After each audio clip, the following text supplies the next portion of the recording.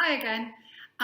This week we're going to look at some characters of the Good Witch and the Bad Witch that are in The Wizard of Oz because they're pretty monumental in terms of the story and they drive the story forward. Dorothy's very frightened of the Wicked Witch of the West, and it's the Good Witch that helps her finally get home. So she's just gone through the massive cyclone and the house has been turned upside down, and she arrives landing on the Wicked Witch of the East and killing her, unfortunately, or unfortunately for her, because it then gives the Wicked Witch of the West reason to dislike her even more. So how do we create witches, and how do we make them very different from ourselves? Character work is all about facial expression, voice, and movement, and we're going to try and do a little bit of that today. So the first person that we're going to focus on is the Good Witch. She arrives and immediately helps Dorothy, and she does so in a calm, serene, beautiful way that makes Dorothy feel safe and secure and comfortable being in her company. So the first thing that we're going to think about is our faces. If you stand in front of a mirror, you can play around with this a lot more than watching me on video. So you can try this afterwards or you can try it in between. It's totally up to you. First of all, you need to look warm, welcoming and lovely. So the first thing to do is put a smile on your face, because most good witches probably smile quite a lot. There's my smiley face. Now I'm going to exaggerate that face to make it look even more lovely and warm and caring. If I was going to do something physically with this, the way that I would walk across the room is the thing that I should really think about. She's not going to walk in a brash manner. She's not going to be forceful in any way. She's going to be really lovely and soft and gentle and flowing, okay? So the way that you move should be really open, and you should think about being very giving towards other people. So she's serene and lovely and smiley and open. So that's kind of my Good Witch. Oh, lovely. Oh, lovely. So then from my lovely witch, I'm going to turn into something much more horrible to show the bad witch. And if you've done the work with Amy this morning, not this morning, on Monday, she's been making hats with you. Well, I have one here. I haven't made it. Sorry about that.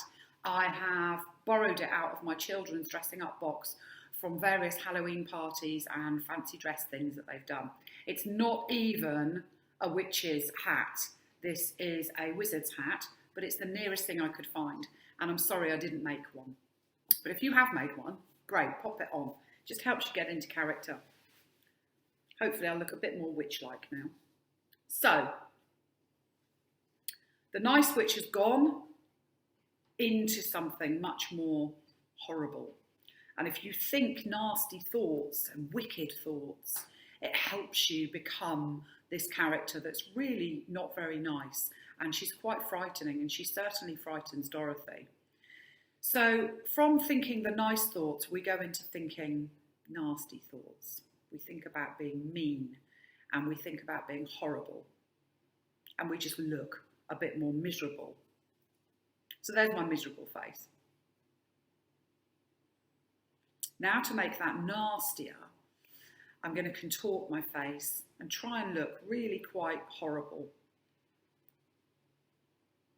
And physically, immediately, my body changes into gnarly, horrible, not comforting or looking after anybody at all. It's just all about me and being horrible and being nasty. Yeah, I think that's quite nasty. Don't know if it's scary, but it's quite nasty and mean. Scrunched up. It's not pleasant.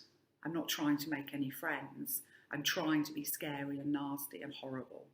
And I can do that in lots of different ways.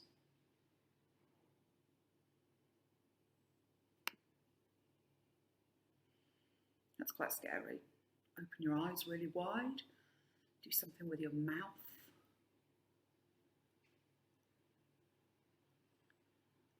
This character is easier to play around with the Good Witch because the Good Witch is very much, and she's happy, and she's lovely, and she's calm, and she's serene.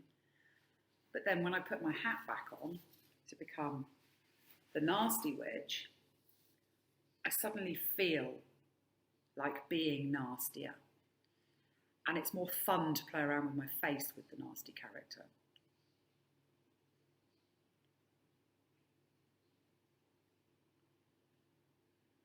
And if I had a broomstick, I could use my broomstick. And if I was walking, I would walk all hunched up and gnarly and horrible and frightening. I'm trying to frighten Dorothy. I'm trying to be mean. I'm trying to be horrible towards her. So that's my horrible face. And I have to say, for me, it's much more fun playing the horrible character than the nice character. It's just more fun. So if you would like to send in anything to us about witches' faces, witches' movement, witches' bodies, your hat, or anything else, we'd love to see all these bits and pieces that you're creating.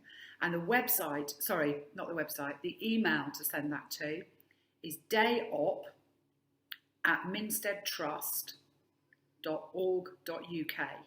That's dayop, DAYOPP, at minsteadtrust.org.uk.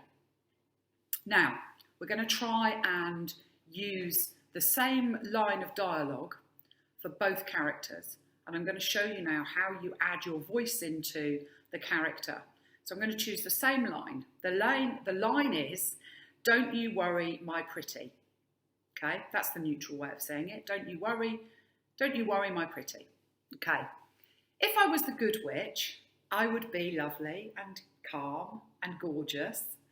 And I would say, don't you worry, my pretty. We'll get you back to home or Kansas or whatever she wants to do in no time at all. Don't you worry, my pretty.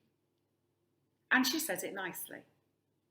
If I was the bad witch, my voice would change considerably and I would become much more nasty in the way I said it. Don't you worry, my pretty.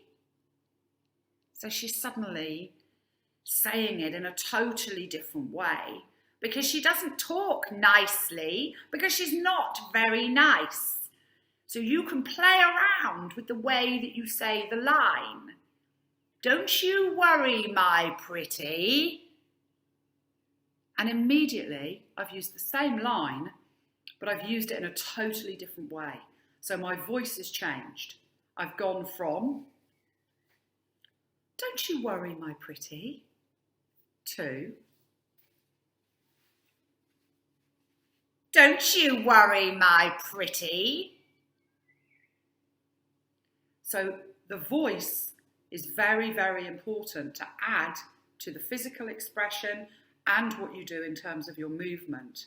Okay, so it's voice, facial expression and movement. They're the three things that you start to develop your character from. So from there, if I wanted, excuse the hair, after taking off the hat 3,000 times, from there, if I wanted to do something physically, this is maybe how I would start. I'm just moving the camera away so that I can stand up and show you what I would do physically. This may or may not work. Let's just go a little bit further away. So,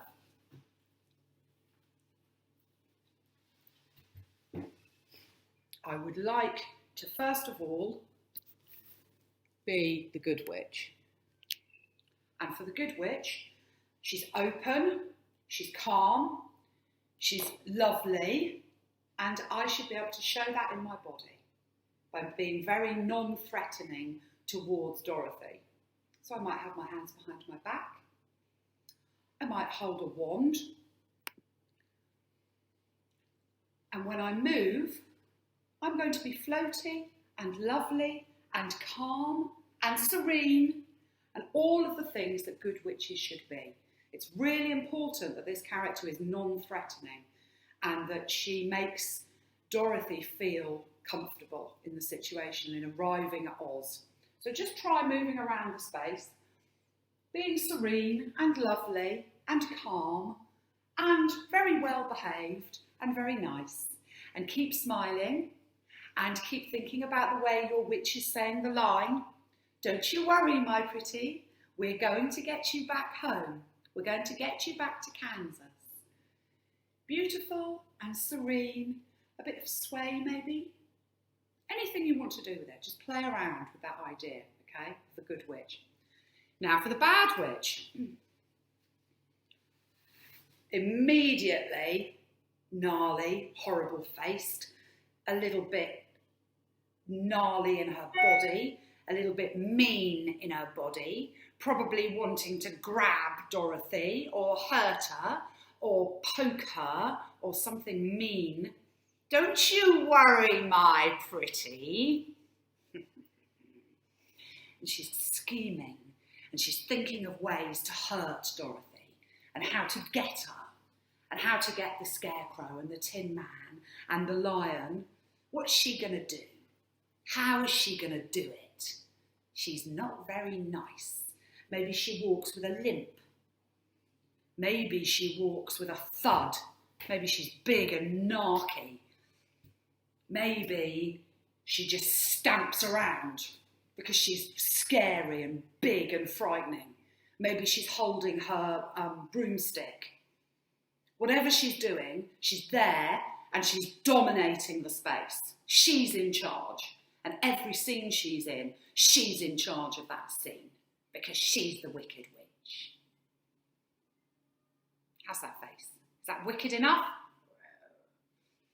So, that's kind of what I do playing around with the movement. And you can think about how you want to walk, how you want to sound, and most importantly, how you look facially, because that is very, very, very crucial to how you then begin to perform. So just play around with these things. And again, try in front of the mirror. When you get in front of the mirror, it shows you exactly what you're creating with your face. And there are lots of different ways you can do it. You don't have to copy what I did. You can do it however you like. You might decide that the Good Witch is less smiley and less floaty and that she's doing something different to how I did it. And that's absolutely fine as well. There are absolutely no wrong and right answers to this. How you interpret those characters is totally up to you. It does help having props and putting the hat on, taking the hat off. And it's nice to juggle between the two characters, the good and the evil. And please, please remember, we would love to see anything that you've created, whether it's the hat that you've made, whether it's recording your singing, or whether or not it's taking part in some of the drama work. Remember, the website is dayop@minsteadtrust.org.uk. We'd love to see your things. And next week we'll be back with some more ideas and some more Wizard of Oz things. So see you later, stay safe, keep washing your hands, keep washing those hands, keep safe, and I'll see you soon. Bye.